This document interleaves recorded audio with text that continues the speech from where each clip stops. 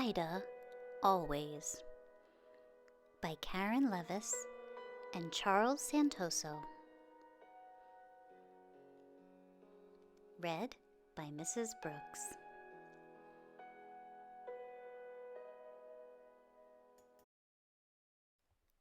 Gus lived in a big park in the middle of an even bigger city. Buildings grew around him and shifted the shape of the sky. Zookeepers poked in and out. Visitors came and went.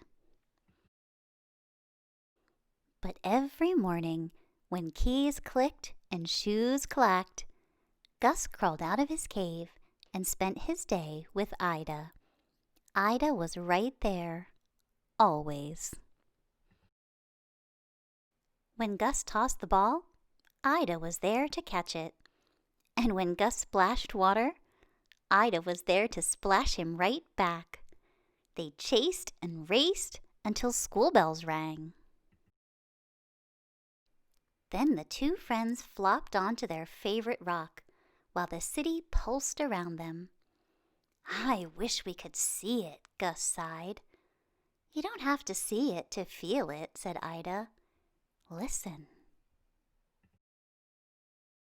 They heard buses groan, trucks rumble, police whistle, taxis honk, pigeons coo. People say, "Hey, wait, yo, hello," and children laugh. "That's the city's heartbeat," said Ida. "It's right here with us, always." When the sky grew dark, Gus and Ida waved goodnight and crawled off to their caves. With the subways humming underground, they added their snores to the sounds of their city. Every day was always the same. Until one morning, when keys clicked and shoes clacked, Gus crawled out. But Ida wasn't there. Gus lumbered to Ida's cave. He heard her breathing, coughing, snoring, sleeping. He sat in their sunniest spot and waited. The coffee carts ground their beans, and the squirrels squabbled over crumbs. Visitors shuffled in, keepers bustled about. Ida had never slept so late. Snow monkeys and taxicabs screeched. Ice cream trucks jingled. Still, Ida didn't come. Keeper Sonia came instead. Sonia told Gus that Ida was very sick. Usually there's a way to make a sick bear better, but this time was different. Ida wouldn't hurt, but she would get tired and too weak to swim and play. Then one day, when her body stopped working, Ida would die. Sonia's voice was soft. But the words felt rough to Gus. His insides churned. His chin shook. The sky rumbled. Gus rushed to his friend. "Don't go," he growled. "Don't go! Don't go! Don't!" Ida growled right back. Together, they stomped and snarled. Their growls turned into howls so loud they filled up the zoo, rising higher than skyscrapers, scaring pigeons, surging toward stars. And then they stopped. Two friends folded into one shadow and slumped quietly on the rocks. Two bare noses sniffled. Two bare breaths panted. Two bare hearts echoed each other's beat. A plane roared overhead. Gus and Ida wondered where it was going. They wondered where Ida was going, too. They wondered and guessed and imagined as they whispered nose to nose. "Wherever I go," said Ida, I bet I'll always smell your fishy breath." That made Gus smile. He wasn't sure if he should, but Ida was giggling too. They let their laughs bounce back and forth between them. From then on, Ida spent most days in her cave.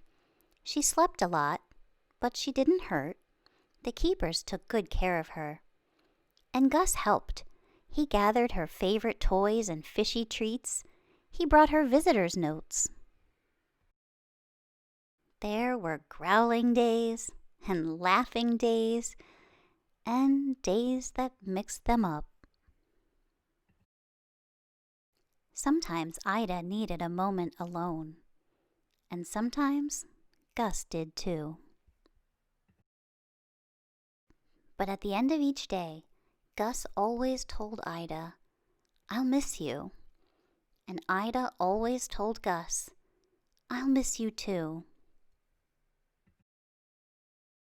They would cuddle until the sky grew dark and the lamps of the city clicked on. They would wave good night 1,000 times, then wave a few times more. Then, one sunny day, while Gus smoothed her fur, Ida curled into quiet.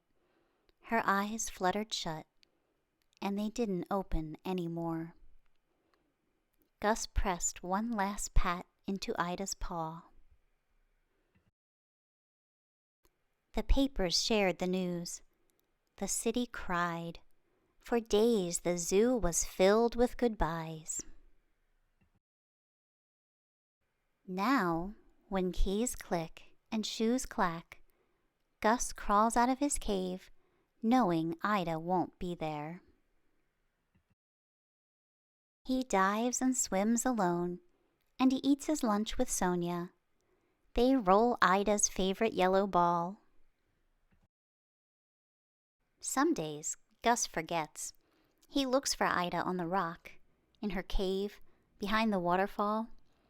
When he remembers she isn't there, he rests in the shadows.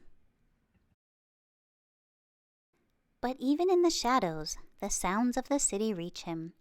He hears buses groan, trucks rumble, police whistle, taxis honk, pigeons coo. People say, "Hey, wait, yo, hello," and children laugh. Gus smiles. He steps into the spot where Ida liked to soak in the sun. He listens to their city pulsing around him. He remembers that Ida said, "You don't have to see it to feel it." The sidewalks tap and the streets hum. Gus's heart beats. And Ida is right there, always.